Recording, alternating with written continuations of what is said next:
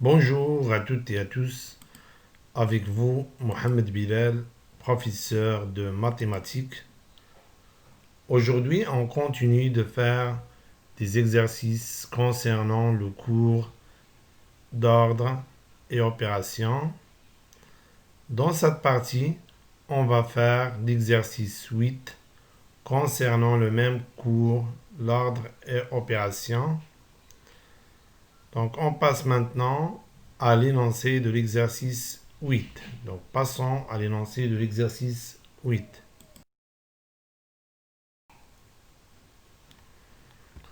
Exercice 8. On va lire d'abord l'énoncé de l'exercice 8.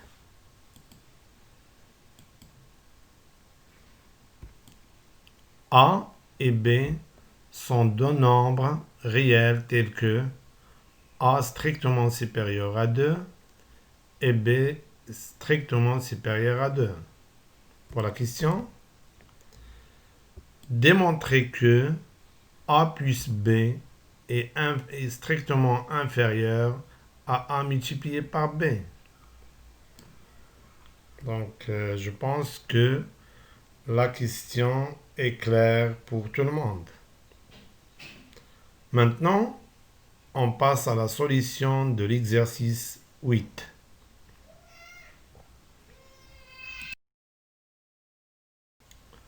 Solution d'exercice 8. Démontrons que A plus B est strictement inférieur à A multiplié par B. Pour montrer cette inégalité, on va faire les données qui existent dans l'exercice et les règles convenables, bien sûr, qui existent dans le cours. D'après les données d'exercice, on sait que B est strictement supérieur à 2 et A strictement supérieur à 2. Donc, les données de l'exercice nous donnent deux inégalités, B strictement supérieur à 2 et A strictement supérieur à 2. Puisque B est strictement supérieur à 2, alors B est strictement supérieur à 0.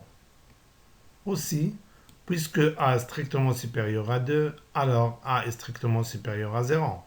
C'est-à-dire que les deux nombres A et B sont strictement positifs. On sait qu'une inégalité, donc on sait d'après le cours, on a une règle qui dit dans une inégalité, ou bien une inégalité ne change pas si on multiplie ses membres par le même nombre positif, si le nombre est positif. Par contre, si le nombre est négatif, on va changer l'inégalité, c'est-à-dire le symbole change. Si on a supérieur, ça devient inférieur. Et si on a inférieur, ça devient supérieur. Oui, donc on peut tirer de ces deux inégalités que A et B sont strictement positifs. Donc, A et B sont deux nombres réels strictement positifs. Donc, pour cette inégalité, on va multiplier ces deux membres, c'est-à-dire on va multiplier B et 2 par le même nombre A. Et puisque le nombre A est strictement positif, on ne va pas changer le symbole. On ne va pas changer, le symbole reste supérieur, strictement. De même, ici, on va multiplier les deux membres de cette inégalité, c'est-à-dire A et 2, par le nombre B. Et puisque B est strictement positif, on ne va pas aussi changer le symbole. Donc, l'inégalité, donc on ne va pas changer le symbole, ça reste strictement supérieur. Donc, on obtient, et par suite, B fois A, donc lorsqu'on multiplie les deux membres de cette inégalité par le nombre A, on obtient B fois A strictement supérieur à 2 fois A. Donc vous remarquez qu'on n'a pas changé le symbole parce que le nombre A est strictement positif. Et ici, lorsqu'on multiplie ces deux membres de cette inégalité par le nombre B, on obtient A fois B strictement supérieur à 2 fois B. Donc on remarque qu'on n'a pas changé l'inégalité ou bien le symbole parce que le nombre B est strictement positif. Et puisque la multiplication est commutative. Donc, B fois A égale à A fois B. Donc, on peut remplacer B fois A par A fois B. On obtient. Donc, A fois B est strictement supérieur à 2 fois A. Donc, on sait que le signe de la multiplication, on peut le supprimer si le signe existe entre deux lettres ou bien entre un nombre et une lettre. Donc, on a donc supprimé. Donc, B multiplié par A, on peut l'écrire tout simplement AB. Et 2 multiplié par A, on l'écrit sans signe multiplié 2 fois A. Notons cette relation, la relation 1. Oui, donc aussi, donc AB, c'est-à-dire A multiplié par B, est strictement supérieur à 2B. Notons cette relation, la relation 2.